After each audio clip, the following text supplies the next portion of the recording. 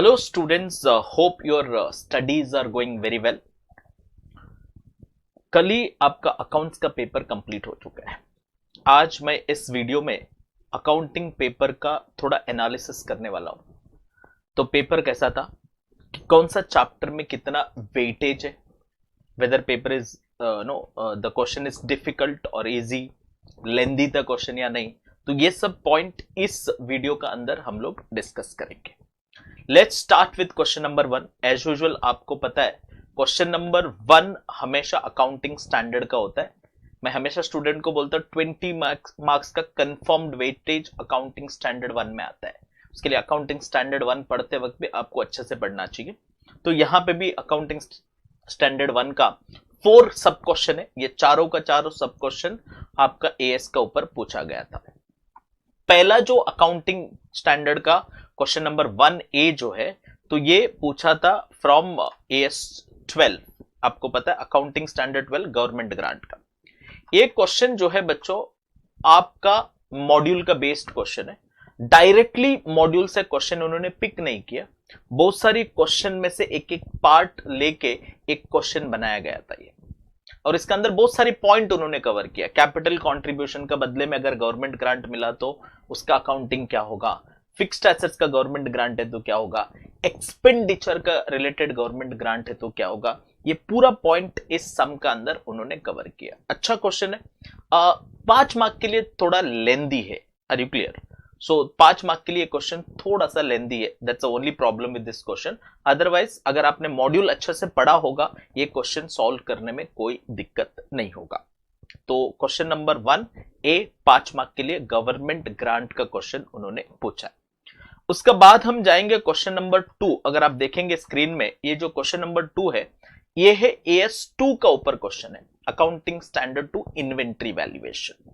एक simple question है बच्चों। ये क्वेश्चन 2018 में भी पूछा था 5 मार्क के लिए, अभी भी वापस सेम पूछा, थोड़ा फिगर को उन्होंने चेंज किया। ये क्वेश्चन बहुत सिंपल क्वेश्चन था।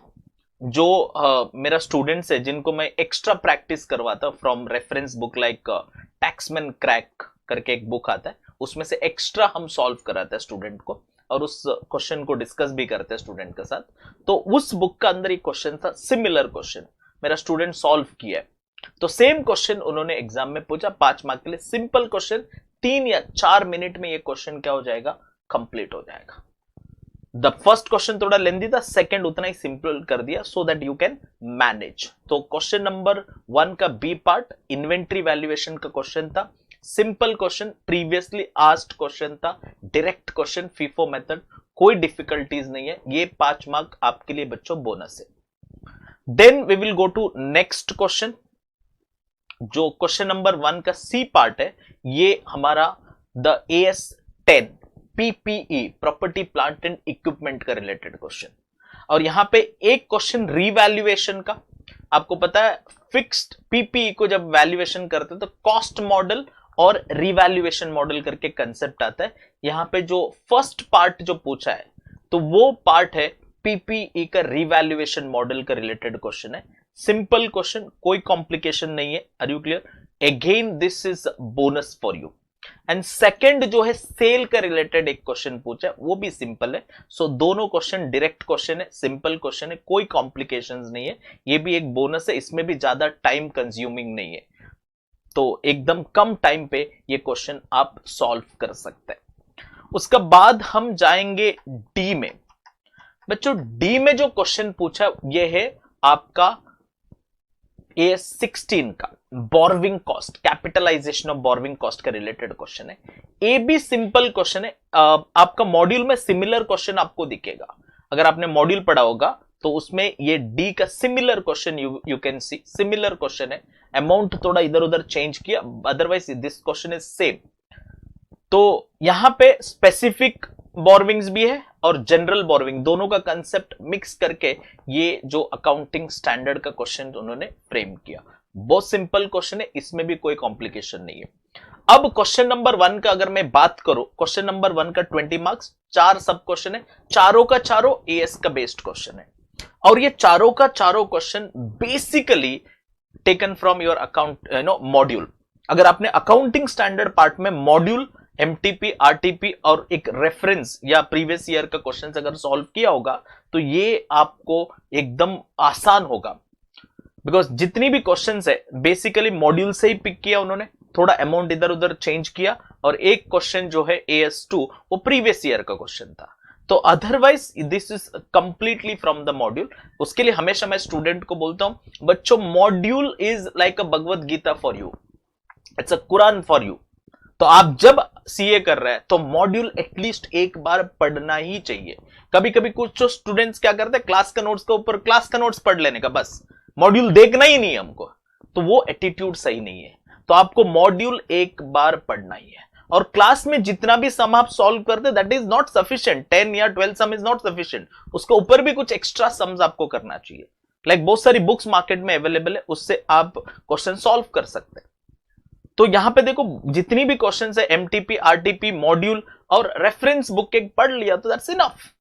तो यहां पे ये क्वेश्चन देख के, क्वेश्चन नंबर 1 देख के क्लियरली उन्होंने बता दिया भाई मॉड्यूल इंपॉर्टेंट है। उसके लिए क्वेश्चन नंबर 1 ले लो, या क्वेश्चन नंबर 1A ले लो, या 1C ले लो, 1D ले लो, ये तीनों क्वेश्चन बेसिकली मॉड्यूल का बेस से ही उठाया गया। अगर मॉड्यूल एक बार आपने रेफर किया होगा, ये 3 क्वेश्चन को आंसर करने में कोई दिक्कत नहीं है। और 1B जो है वो प्रीवियस ईयर का पेपर है, प्रीवियस ईयर का क्वेश्चन अगर आप सॉल्व किया होगा तो 1B is also would have been very simple. So AS में इस बार के क्वेश्चन में ज्यादा कॉम्प्लिकेशन नहीं है, सिंपल स्ट्रेट फॉरवर्ड क्वेश्चन है। ओनली इंपॉर्टेंट मॉड्यूल अगर आपने अच्छा से पढ़ा होगा, इसको सॉल्व करने में कोई दिक्कत नहीं है। ये 20 मार्क्स एक बार कॉन्फिडेंट आ गया, 20 मार्क्स अच्छे से आपने सॉल्व कर लिया, you will get a confidence in that. तो फिर आगे का पेपर सॉल्व करने में आपको और कॉन्फिडेंस आ जाता है and it will become very smooth. तो उसके लिए एएस इज वेरी इंपॉर्टेंट। कभी एएस में आप अटक गया तो आगे का पेपर आपके लिए डिफिकल्ट हो जाता है, इसमें ऐसा कुछ भी नहीं है। सो एएस वो straight forward module based question. तो उसके लिए हमेशा याद रखो बच्चों, कोई भी सब्जेक्ट हो, आप क्लास का नोट्स कितना भी पढ़ो, एक बार मॉड्यूल पढ़ना आपके लिए इंपॉर्टेंट है। Now I will go to the question number 2। इसका पूरा एनालिसिस का एक टेबल चार्ट में लास्ट में आपको दिखा दूंगा, और वो डिस्क्रिप्शन में भी आपको मैं प्रोवाइड करूंगा, that will help you to understand.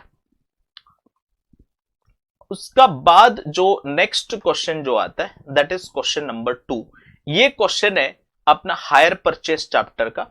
Reposition का कंसेप्ट इसका अंदर है बच्चों, और उसका बाद रीपोजिशन होने के बाद प्रॉफिट या loss on sale of reposition का कंसेप्ट भी इसका अंदर इंक्लूड है। सिंपल क्वेश्चन है, अगेन नॉट कॉम्प्लिकेटेड, 10 मार्क का क्वेश्चन है, स्ट्रेट फॉरवर्ड क्वेश्चन है, इसमें कोई ऐसा डिफिकल्टीज पार्ट नहीं है। 2 इंस्टॉलमेंट है और सेकेंड इंस्टॉलमेंट पे नहीं किया, उसके बाद उसको रीपोजिशन कर दिया, रीपोजिशन का वैल्यू भी वहां पे क्लियरली आपको प्रोवाइड कर दिया है, तो इसमें कोई दिक्कत नहीं होगा। Are you clear? तो उसके बाद उन्होंने कुछ 5000 स्पेंड करके उसको सेल भी करता है। रीपोजिस्ड गुड जब वेंडर सेल करता है उसका प्रॉफिट भी आपको कैलकुलेट करना है। तो स्ट्रेट फॉरवर्ड सिंपल क्वेश्चन है, इसमें भी no complication nothing, only thing hire purchase आपको प्रिपेयर करते हो आपको थोड़ा सा ध्यान रखना पड़ेगा। उसके बाद यहां पे मेनली फोकस उसने in the books of vendor का किया है, not in the books of hire purchaser. Are you clear? So हाँ, वेंडर का ज्यादा फोकस्ड करके ये सम को बनाया गया था। वेंडर का बुक में कैसा उसको अकाउंटिंग करेंगे, that was a focus. Direct questions उन्होंने पूछा है and this is for 10 marks. ये भी ज्यादा टाइम कंज्यूमिंग नहीं है। ऐसा क्वेश्चंस मेरा क्लास का नोट्स के अंदर भी था, जिसमें रिपोजिशन होता है, उसके बाद रिपोजिशन के बाद रिपेयर करने के लिए कुछ खर्चा होता है, फिर सेल करेंगे तो सेल के बाद या प्रॉफिट या लॉस कैलकुलेट होता है। इस टाइप का सम्स हमने क्लास में भी सॉल्व किया स्टूडेंट के साथ, हमारा नोट्स का अंदर भी इस टाइप का क्वेश्चन इंक्लूडेड है, दैट्स इंपॉर्टेंट। उसका बाद क्वेश्चन नंबर 2B में अगर आप देखेंगे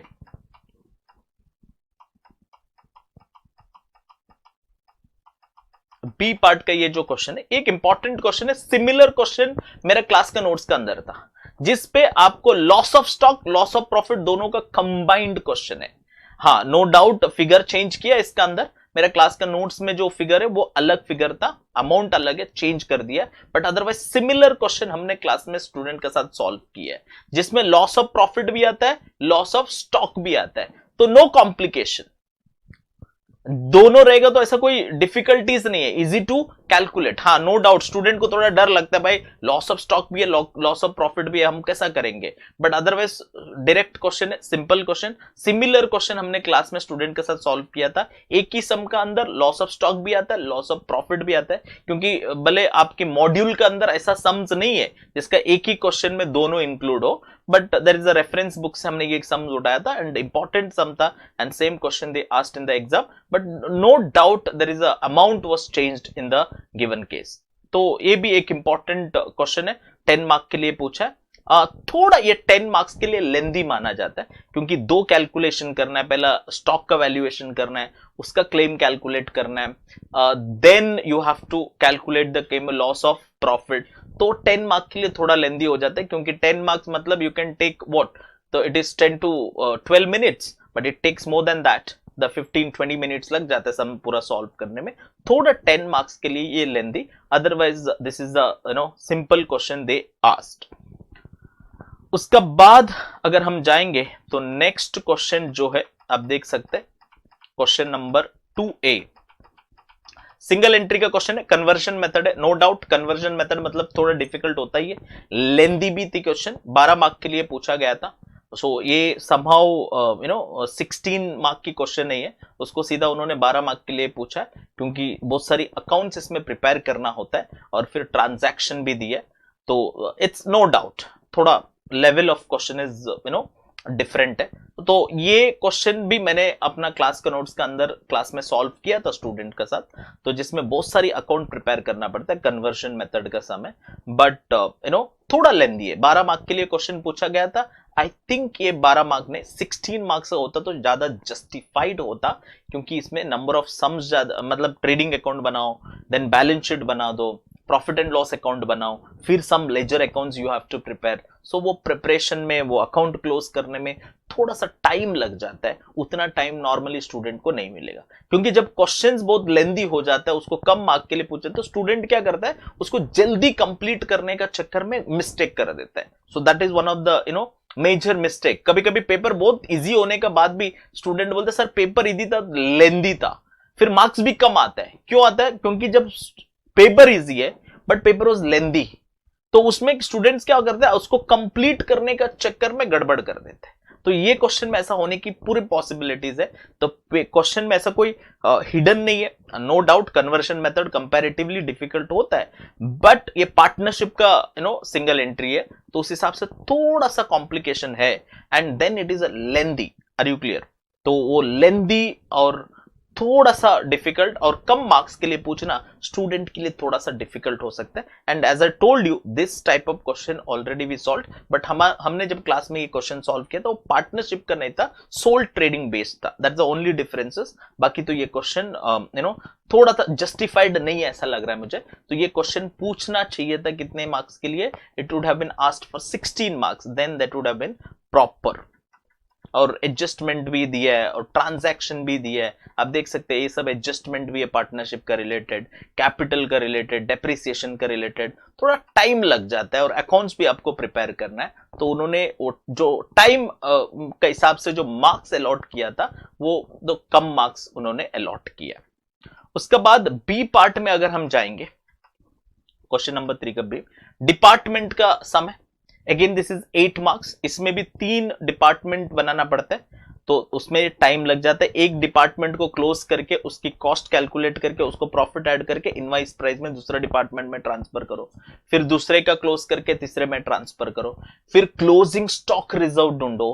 तो ये सब कंसेप्ट इसका अंदर इंक्लूडेड है। अगेन 8 मार्क्स के लिए थोड़ा सा ये क्वेश्चन लेंदी है, क्योंकि स्टॉक रिजर्व ढूंढो, वर्किंग बहुत कुछ करना पड़ता है उसमें। Opening, in no doubt opening stock reserve already calculate करके दिया अनरियलाइज्ड में, तो बट जब आप क्लोजिंग स्टॉक रिजर्व भी कैलकुलेट करना होता है तो थोड़ा सा वो स्टॉक का हिसाब से डिफिकल्टीज हो जाता है, क्योंकि एम का स्टॉक रिजर्व कैलकुलेट करना आसान है, तो क्योंकि उसका एल का ही प्रॉफिट है, बट एन का जब कैलकुलेट करेंगे दो कैलकुलेशन करना पड़ता है। एन का स्टॉक का अंदर नॉर्मली वी नो दैट तो एम का भी प्रॉफिट है, और एल का भी प्रॉफिट है, दो दो कैलकुलेशन करके सम सॉल्व करने में थोड़ा सा दिक्कत होगा स्टूडेंट के लिए। 8 marks is not again justified. तो ये क्वेश्चन नंबर 3 में दोनों क्वेश्चन लेंदी है, अब दो क्वेश्चन कंप्लीट करने में बहुत टाइम लगेगा। That might be one of the problem student might faced in the examination hall. तो उनको यही एक दिक्कत आया होगा, दोनों क्वेश्चन इजी है यार, सॉल्व कर सकते, ज्यादा कॉम्प्लिकेशन नहीं है, बट प्रॉब्लम यहाँ पे यही है तो क्योंकि थोड़ा लेंदी है। इसमें इन्होंने departmental trading profit and loss account पूछा, इसमें जनरल पी&एल भी बनाना पड़ेगा क्योंकि स्टॉक रिजर्व का इफेक्ट हमें जनरल पी&एल में देना चाहिए। तो उसने डायरेक्टली पूछ दिया डिपार्टमेंटल ट्रेडिंग पी&एल अकाउंट बनाओ, but it is understandable, general P and L भी आपको इसमें प्रिपेयर करना पड़ेगा। सिमिलर क्वेश्चन मॉड्यूल के अंदर भी है, प्रीवियस ईयर में पेपर में, मेरा क्लास का नोट्स का अंदर भी ऐसा क्वेश्चंस हमने क्लास में सॉल्व किया। जस्ट आई टोल्ड यू, इसमें कोई ऐसा कॉम्प्लिकेशन नहीं है, profit margin everything is given, but only the stock reserve का वर्किंग में बहुत टाइम लगता है। 8 मार्क उस हिसाब से जस्टिफाइड नहीं है, ये 10-12 मार्क के लिए पूछा होता तो शायद student would have been more comfortable. Are you clear? तो इंस्टीट्यूट है भाई, आपको डायरेक्ट क्वेश्चंस पूछ रहा है तो डेफिनेटली उसमें कुछ ना कुछ डिफिकल्टीज तो डालती ही हो। कम मार्क्स के लिए सिंपल क्वेश्चन पूछ के उसको लेंदी बना देता है so that student will make mistake. So ये इंस्टीट्यूट की इंस्टीट्यूट हमेशा तो एक क्वालिटी मेंटेन करता है, ऐसा नहीं आपको सिंपल भी पूछे और ज्यादा मार्क के लिए भी पूछे, ऐसा नहीं हो सकता है। तो दैट्स वाई पेपर है तो आपको समहाउ वो मैनेज करना, प्रैक्टिस अगर अच्छे से किया होगा तो क्विकली वो सॉल्व करने का आपको एक ट्रिक आ जाता है, तो उसके हिसाब से आप ये पेपर कंप्लीट कर पाते हैं। उसके बाद हम लोग नेक्स्ट जो क्वेश्चन जाएंगे बच्चों, ये है क्वेश्चन नंबर 4। 3 का दोनों क्वेश्चन लेंदी है नो डाउट। अब क्वेश्चन नंबर 4 जो है वो आपके लिए बोनस है, क्योंकि पीपीआई का एक पूरा क्वेश्चन आपको पूछा 20 मार्क्स का। नो डाउट इट इज थोड़ा सा अगेन बैलेंस शीट भी बनाना है, ट्रेडिंग पी&एल भी बनाना है, that's no problem in that at all, but otherwise this is one of the bonus for you, क्योंकि पीपीआई का क्वेश्चन सीधा 20 मार्क्स के लिए बहुत कम पूछा जाता है। 20 मार्क्स के लिए ब्रांच का पूछेंगे, सिंगल एंट्री का पूछेंगे, कंपनी फाइनल अकाउंट का पूछेंगे, पीपीआई का इतना पूछते नहीं है। बट इस बार उन्होंने पीपीआई का एक 20 मार्क का क्वेश्चन पूछा है। तो नॉर्मली स्टूडेंट देख के बहुत खुश हुआ रहेगा, अरे यार 20 मार्क का सीधा पीपीआई का क्वेश्चन, तो मतलब 20 मार्क्स तो आएगा, क्योंकि पीपीआई में इतनी कॉम्प्लिकेशन कुछ होता नहीं है एज सच। हाँ नो डाउट ट्रायल बैलेंस बहुत दिया, क्योंकि उसमें ट्रेडिंग आपका profit and loss account as well as आपको क्या बनाना है, बैलेंस शीट भी प्रिपेयर करना है, तो उसके लिए बैलेंस शीट आइटम्स भी उसका अंदर है, तो उसके लिए वो नंबर ऑफ ट्रायल बैलेंस आपको ज्यादा दिख रहा है, but otherwise this is not an a difficult question as such. इसमें कोई ऐसा कुछ एडजस्टमेंट नहीं है, तो आपको प्रॉफिट एंड लॉस अकाउंट बनाना है और आपको बैलेंस शीट प्रिपेयर करना है, और स्ट्रेट फॉरवर्ड क्वेश्चन है। तो ये एक बोनस से, जैसा मैंने आप बोला क्वेश्चन नंबर 3 दोनों लेंदी था, ये क्वेश्चन उसको मैनेज करता है, मेक ओवर करता है, क्योंकि इसको फटाफट सॉल्व कर सकता है। 20 मार्क का क्वेश्चन है, मतलब 30 minutes you can take, 20 mark मतलब 25-30 मिनट्स आप ले सकते हैं, but you can do it very quickly, क्योंकि इसमें उतना टाइम नहीं लगता। अगर बैलेंस शीट के फॉर्मेट वो सब अगर आपको प्रॉपरली पता है, फटाफट आप सॉल्व कर सकते हैं। ये एक मेजर आपको एडवांटेजेस है इस अटेम्प्ट में। 20 मार्क का question PPI with balance sheet पूछा है, सिंपल क्वेश्चन है और इसमें कोई कॉम्प्लिकेशन नहीं। अगर आप एडजस्टमेंट भी आगे देखेंगे आपको समझ में आएगा। पहला एडजस्टमेंट है सेल्स का रिलेटेड है, जहां पे आपको 2/3 सेल्स इंक्रीज होता है, 2/3 during the rest of the year. तो आपको पता है पहला 1/1 लेके फिर 1/2 का सेल्स लेके हम सेल्स रेशियो भी डायरेक्टली दिया, कोई कॉम्प्लिकेशन नहीं है। उसके बाद एक एडजस्टमेंट दिया, company deals in one type of product, the unit of cost of goods sold reduced by 10%, एक एडजस्टमेंट डाल दिया। ये सेम एडजस्टमेंट का सम मैंने क्लास में स्टूडेंट के साथ सॉल्व किया था, जब हम x लेके उसको COGS को डिस्ट्रीब्यूट करना पड़ता है। ये एक इंपॉर्टेंट पॉइंट है, इसमें स्टूडेंट मिस्टेक कर सकता है। आपको पहला कॉस्ट कैलकुलेट करना है, सेलिंग प्राइस कैलकुलेट करना है, तो सेलिंग प्राइस 1 लेना पड़ेगा, कॉस्ट आपको लेना है, तो कॉस्ट के हिसाब से हम वो COGS को सेल्स रेशियो में यहां पे डिस्ट्रीब्यूट नहीं कर सकते, क्योंकि the cost of good sold was reduced by 10%, अपने कॉस्ट को कम कर दिया है। तो जब आपको कॉस्ट को कम करता है तो आपका COGS डिस्ट्रीब्यूट कैसा किया जाता है, तो उसका एक पूरा वर्किंग बनता है, उसमें थोड़ा टाइम लगता है। आपको पहले सेलिंग प्राइस अजम्पशन करना है, फिर यूनिट्स ढूंढना है, फिर COGS X ले लो, और उसका बाद पोस्ट पीरियड का 0.1 मतलब 10% रिड्यूस होगा तो 0.9x ले लो, तो वो पूरा वर्किंग करके आपकी जो सीओजीएस ट्रायल बैलेंस में दिया था उसको डिस्ट्रीब्यूट करना पड़ेगा। ये एक कॉम्प्लिकेटेड पार्ट है जिसमें नॉर्मली स्टूडेंट मिस्टेक कर सकता है अगर प्रैक्टिस नहीं किया तो। ऐसा सेम क्वेश्चन मैंने स्टूडेंट को मेरा क्लास में सॉल्व कराया था, so that's why I will be very happy that they might solve the question in a proper way. Then rent का पार्ट दिया है, सिंपल एडजस्टमेंट, रेंट इंक्रीज होता है, ये तो नॉर्मल सम हर बार आता है, इसमें कोई प्रॉब्लम नहीं है। सैलरी वो ट्रिबल्ड फ्रॉम 1 जुलाई, इसमें भी याद रखना है आपकी इनकॉर्पोरेशन का बाद में ट्रिबल होता है, इनकॉर्पोरेशन पीरियड से नहीं, उसका बाद जुलाई से ट्रिबल होता है। इनकॉर्पोरेशन डेट अलग है, तो उसमें कभी कभी स्टूडेंट्स मिस्टेक कर सकते हैं। फिर ट्रैवलिंग एक्सपेंसेस का एक एडजस्टमेंट दिया है।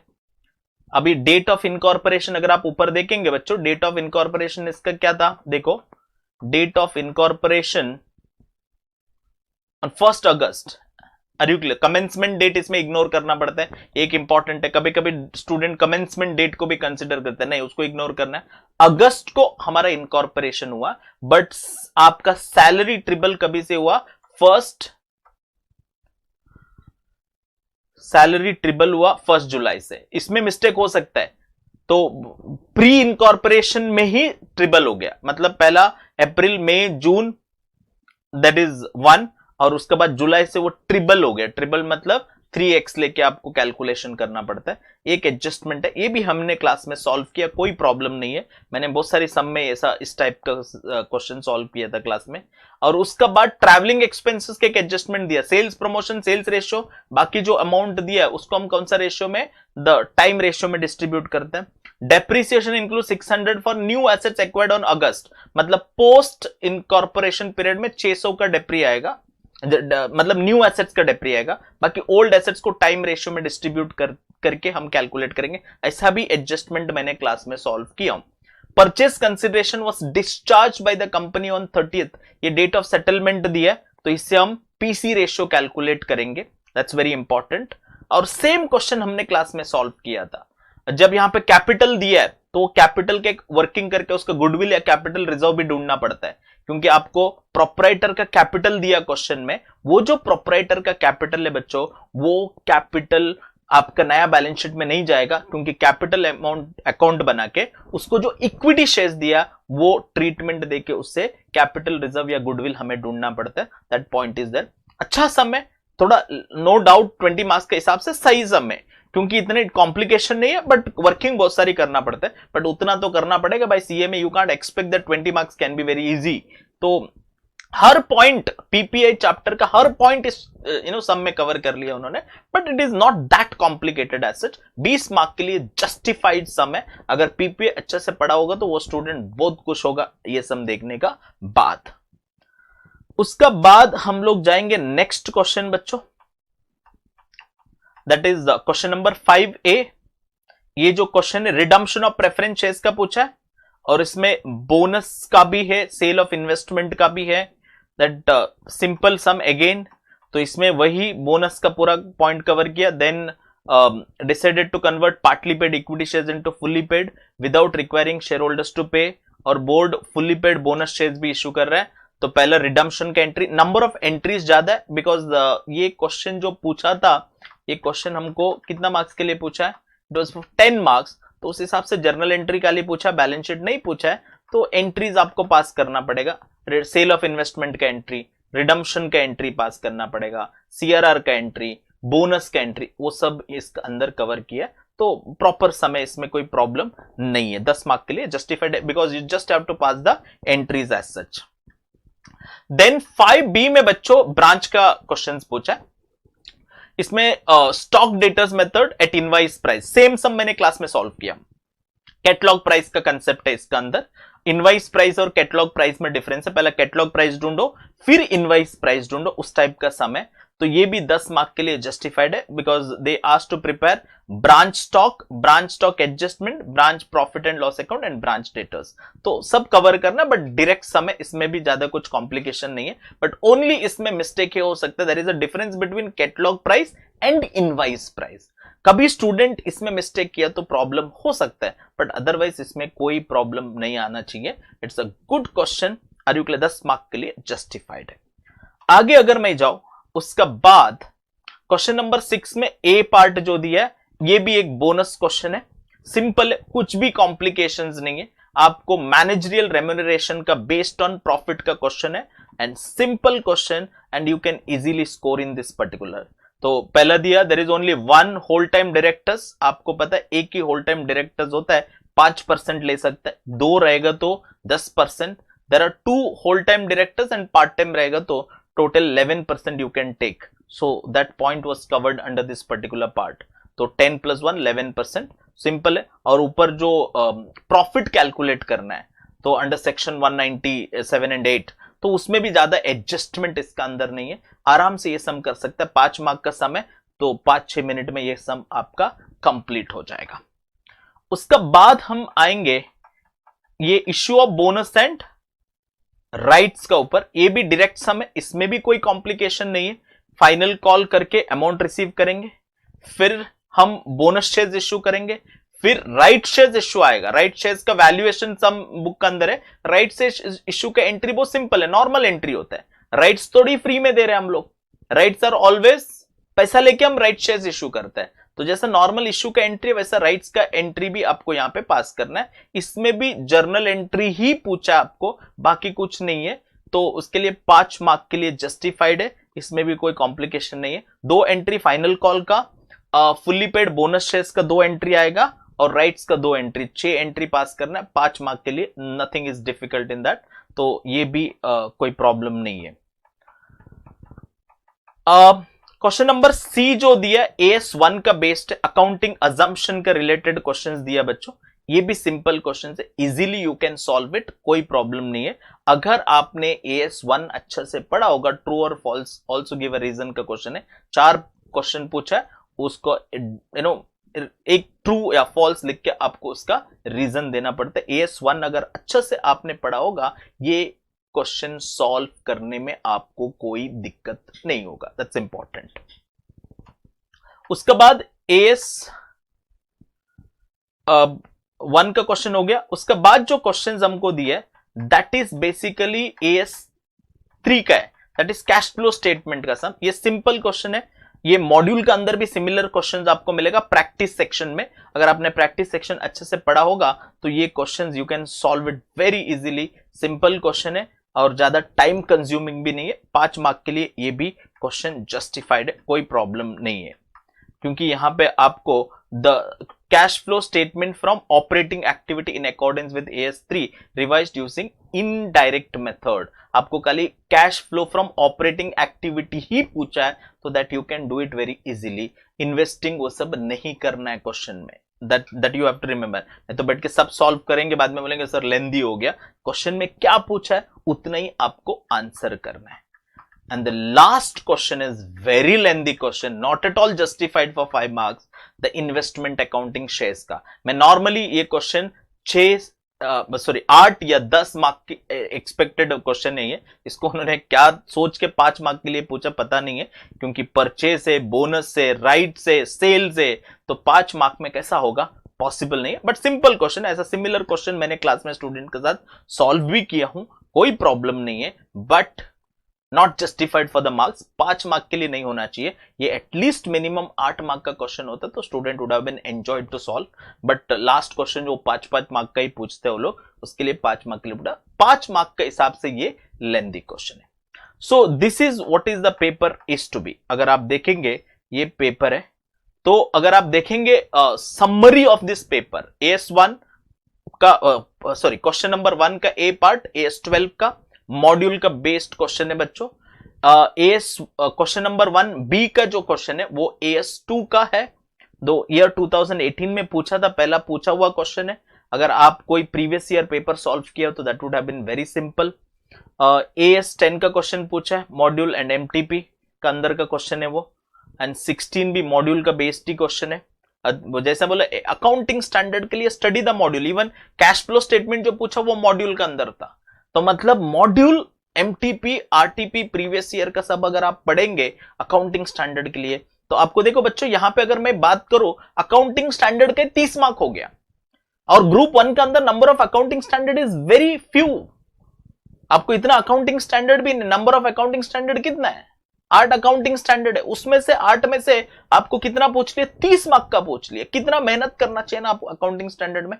कभी भी याद रखो, जो स्टूडेंट आगे नवंबर में अपीयर कर रहे हैं, please remember, focus on accounting standard, do और डाई। अकाउंटिंग स्टैंडर्ड वैसा करो भाई, पूरा दिन रात लगा दो उसमें, क्योंकि 30 मार्क का क्वेश्चन आ रहा है, 20 तो आता ही है मिनिमम, 25-30 आ रहा है, तो स्टडी वेरी कॉन्फिडेंटली, तो एकदम जोर लगा दो उस पर, क्योंकि अकाउंटिंग स्टैंडर्ड की वेटेज हर बार बढ़ते जा रहा है, इंपॉर्टेंस बढ़ते जा रहा है। So please be careful. उसके लिए module, MTP, RTP previous year का बुक पढ़ना चाहिए आपको। प्रीवियस ईयर का जो भी क्वेश्चन आया उसको एक बार सॉल्व करेंगे तो आपको कॉन्फिडेंस भी आता है, and that will help you to score very good marks. Hire purchase, as I told you, similar question हमने क्लास में सॉल्व किया था। Insurance claim, both question class का, मेरा क्लास का नोट्स में सेम क्वेश्चन है, खाली अमाउंट चेंज है। Single entry conversion method, similar question is there in class notes. Department का भी सिमिलर क्वेश्चन हमने क्लास में सॉल्व किया था, अनरियलाइज्ड प्रॉफिट का कंसेप्ट है इसमें। थोड़ा लेंदी था question, as I told you. Profit prior to incorporation, it's a bonus for you. All adjustments are covered in my class notes. No doubt, दो अलग अलग क्वेश्चन को उन्होंने मर्ज किया, बट सब क्वेश्चन का पॉइंट को इस क्वेश्चन के अंदर कंबाइंड करके एक अच्छा क्वेश्चन सॉल्व किया। हमारा क्लास में जितना भी सम हमने सॉल्व किया, उसको अगर ध्यान से पढ़ा होगा तो ये क्वेश्चन 20 मार्क तो आपके लिए बोनस यू मिल जाएगा। Then redemption was easy. Then branch account justified 10 mark के लिए। मैनेजरियल रेम्यूनरेशन बहुत सिंपल था। Issue of bonus and rights was simple. Call money, bonus और राइट्स का एंट्री पास करना था। AS1 का based, concept based. Normally AS1 को स्टूडेंट इग्नोर करते हैं, क्या पढ़ना है, थियरी है, कुछ आता नहीं है, कभी कभी पूछ लेता है, तो बट AS1 का तो आपका जो अकाउंटिंग अजम्पशन का कंसेप्ट के ऊपर ट्रू और फॉल्स क्वेश्चन पूछ लिया। अगर पढ़ा होता AS1 ध्यान से तो आंसर करने में ज्यादा टाइम नहीं लगता। Cash flow statement very easy. And investment accounting as I told you, तो 5 मार्क के लिए वो जस्टिफाइड नहीं था। So somehow if you see, तो मेरा जो क्लास का नोट्स के अंदर बहुत सारी क्वेश्चंस इसमें कवर हुआ, that is a happiest part I can say. मैं स्टूडेंट्स को इजी हुआ रहेगा, क्योंकि बहुत सारी क्वेश्चंस हमने क्लास में सॉल्व किया है। और दूसरा, एक मैं हमेशा फंडा स्टूडेंट को बोलता हूं, एक क्लास का नोट्स के बाद मॉड्यूल को पढ़ो, वो भी मेरा स्टूडेंट को हेल्प किया है बहुत अच्छी तरीके से। एंड उसके बाद एक रेफरेंस बुक, एक प्रीवियस ईयर पेपर हमेशा मैं स्टूडेंट से सॉल्व कराता हूं, उससे भी बहुत सारी question, similar questions was asked. So it means जब भी आप प्रिपरेशन करते हैं बच्चों, नवंबर या आगे मई का एग्जाम के लिए, याद रखना ये 3 नोट्स को हमें फॉलो करना है। क्लास का नोट्स, और उसके बाद मॉड्यूल, और उसके बाद प्रीवियस ईयर पेपर। क्योंकि मैं नॉर्मली मेरा स्टूडेंट को कंपलसरीली प्रीवियस ईयर का 10-20 सम सॉल्व कराता हूं, सो क्लास में चेक करता हूं, उसके बाद हम जो डाउट डिस्कस करते हैं उससे स्टूडेंट को क्लैरिटी मिलता है। That clarity should be there. एक चैप्टर आप पढ़ लिया तो उसका इन एंड आउट आपको आना चाहिए, तभी आप एग्जाम में अच्छा स्कोर कर सकते हैं। And this paper clearly says, no doubt simple paper है बच्चों। अगर आप मुझे पूछेंगे पेपर की क्राइटेरिया क्या है, it was simple but bit lengthy, no doubt in that. तो दोनों आपको नहीं मिल सकता, सिंपल भी हो, छोटा पेपर हो, स्मॉल लेंदी ना रहे, ऐसा नहीं हो सकता है। अगर पेपर आपका इजी दिया है तो लेंदी तो होगा ही। अगर आप प्रैक्टिस किया होगा, क्लास में खाली 10 सम सॉल्व किया, वो देख के आप एग्जाम में जाएंगे तो थोड़ा मुश्किल होगा। अगर आप 20 क्लास का बाद मॉड्यूल का सम्स या एक्स्ट्रा 10 सम सॉल्व किया होगा, आपको ये पेपर कंप्लीट करने में भी ज्यादा प्रॉब्लम नहीं हो रहा है। अगर प्रैक्टिस नहीं है, definitely student find it very difficult to complete the paper. So with this particular note क्या हमारा कभी भी पढ़ना है, 3 चीज को पढ़ो बच्चों, क्लास का नोट्स, मॉड्यूल, एक्स्ट्रा सम्स। कुछ जगह पे एक्स्ट्रा सम्स नहीं करवाता है, क्लास का सम करवा दिया, बोला सिलेबस खत्म, फिर आपको वो प्रैक्टिस करना है। अब हम यहां पे group division type I teach, so generally I take that point into consider. तो भाई जब भी एक चैप्टर हो गया उसका 10-20 सम एक्स्ट्रा सॉल्व करो, डाउट लेके आओ, डिस्कस करो। Just completion is not important, your practice is also very important.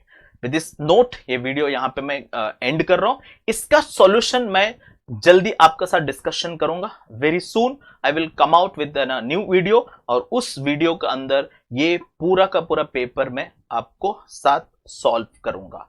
तो ये वीडियो देख लो और शेयर करो, आपका फ्रेंड को एडवाइस करो जो आगे अटेम्प्ट देने वाले हैं, उनको ये आपकी पढ़ाई का तैयारी करने में हेल्प करेगा। दैट्स इट बच्चों, थैंक यू सो मच।